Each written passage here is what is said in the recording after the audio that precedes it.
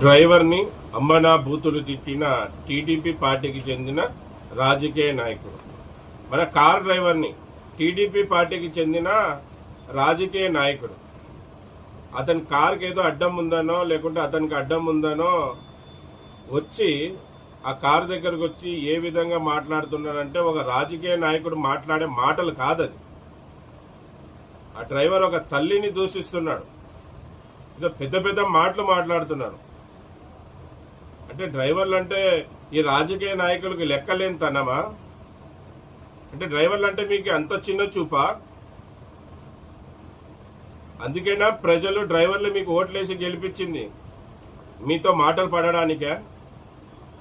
ఏదో తెలుసో తెలియక తప్పు చేసి ఉంటాడు. తప్పు చేస్తే ఈ విధంగా మాట్లాడతారా? ఒక రాజకీయ నాయకుడు అంటే ప్రజలందరినీ కూడా తన పిల్లల్లాగా చూసుకోవాలి. ఈ లాంగ్వేజ్ ఏంది? ఈ లాంగ్వేజ్ మార్చుకోండి. మీరు చెప్పిన మాటలు వెనక్కి తీసుకోండి.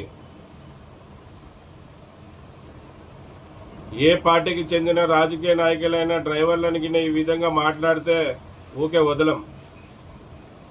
డ్రైవర్లతో పాటు డ్రైవర్ సంఘాలు ఉన్నాయి, గుర్తుపెట్టుకోండి. మీరు వెంటనే ఆ మాటని వెనక్కి తీసుకోవాలి. డ్రైవర్ అన్నలారా, చూశారు కదా, ఈ రాజకీయ నాయకులకి ఎంతో మేలు చేస్తూ ఉంటాం. మళ్ళీ ఈరోజు డ్రైవర్ల పుణ్యాన అధికారంలోకి వచ్చారు, మళ్ళీ డ్రైవర్లనే మర్చారు.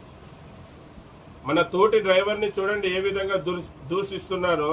నేను వీడియో జెట్ చేసి పెడతాను. అందుకే నేను చెప్పేది, మనం వాళ్ళని నమ్మాం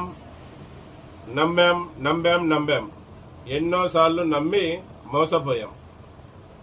నేను టీడీపీ పార్టీ గురించి ఒక్కటే చెప్పడంలా, ప్రతి పార్టీకి చెందిన రాజకీయ నాయకులు ఈ విధంగా ఉన్నారు. ప్రతి పార్టీలో ఉన్న రాజకీయ నాయకులు ఇదే విధంగా మన డ్రైవర్లని దూషిస్తున్నారు, ఇదే విధంగా లాంగ్వేజ్ యూజ్ చేస్తున్నారు. ఇక మనం మారాలి, మార్పు కోరుకోవాలి. అందుకే డ్రైవర్ అన్నలారా మిమ్మల్ని చెప్పేది, యూనిటీ కాండి, యూనియన్గా నిలబడండి, సంఘంగా ఏర్పడండి, సంఘాన్ని బలపరచండి. సంఘం మిమ్మల్ని బలపరుస్తుంది. ఈరోజు అతని, రేపు ఇంకొక అతని. ఎన్ని రోజులు మాటలు పడుతూ బతుకుతారు? మనం మౌనంగా ఉంటే ప్రతి ఒక్కరు వచ్చి ఇష్టారాతంగా మాట్లాడతారు. మనం పడుతుంటే అతను మాట్లాడుతూనే ఉంటాడు. మనకు కూడా కొన్ని చట్టాలు ఉన్నాయి. రాజ్యాంగం మన లాంటి బడుగు బరిగిన వర్గాల కోసం కొన్ని చట్టాలు చేసి ఉన్నాయి. ప్రతి ఒక్కరు ఆ చట్టాలు తెలుసుకోండి. ప్రతి ఒక్కరి దగ్గర పెద్ద సెల్లులు వాడుతూ ఉంటారు. యూట్యూబ్లో సెర్చ్ చేయండి. మనని దూషించిన అతనికి ఏ విధంగా చట్టంలో అతనికి శిక్ష అమలు పరుస్తారు అనేది తెలుసుకోండి. రాజ్యాంగం చదవండి. రాజ్యాంగంలో ఏం రాసిందో చదవండి. ఇంకా సహించేది లేదు, ఇంకా సహించం. డ్రైవర్లను ఇష్టం వచ్చినట్టు ఇంకా మాట్లాడితే మేము కూడా సహించం. ఇతని మీద ఖచ్చితంగా యాక్షన్ అనేది తీసుకుంటాం. అతను చెప్పిన మాటలు గిన వెనక్కి తీసుకోకపోతే మళ్ళీ మనం అందరం నిద్ర లేయాల్సిన అవసరం ఉంది. ఈరోజు ఈ రాజకీయ నాయకుడు, రేపు ఇంకో పార్టీకి చెందిన రాజకీయ నాయకుడు, ఎవరు చూస్తే వాళ్ళు ఇష్టం వచ్చినట్టు డ్రైవర్లను దూషిస్తూ ఉంటే చూస్తూ ఊకుంటామా?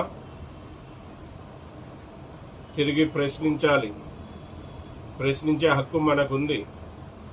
మన ఓట్లతోనే వాళ్ళు గెలిచి ఎలా గద్దెనెక్కారు.